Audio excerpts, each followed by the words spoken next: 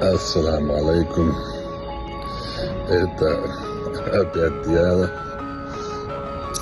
Всех приветствуем, Дон. Добрый вечер. Со своим телефоном. Мобильный репортер ЧГТРК Грозный. Я только что узнал, что против меня ввели уже 4-й раз санкции. Мне очень смешно, потому что я никогда не буду иметь отношения с Америкой и ездить или там у меня нет счетов. У меня нет ничего за границей, кроме друзей, И в России только, уже, как вы знаете,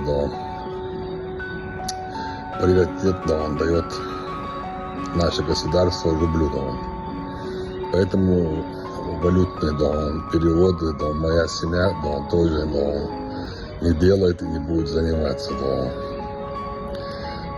Мне еще, смешнее, стало, когда я прочитал, что ввели против моей дочери Табарик, санкции, ей исполнилось, месяц, по-моему, назад, 18 лет, она стала совершеннолетней.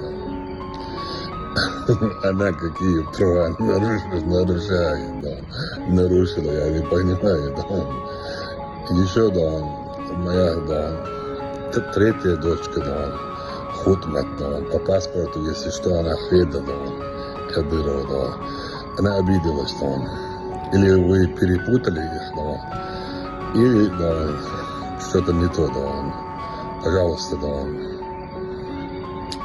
прошу вас, единственное, об одном, введите против нее тоже санкции. У меня еще, сыновья, они тоже обижаются, они говорят, почему, против нас не ведут санкции,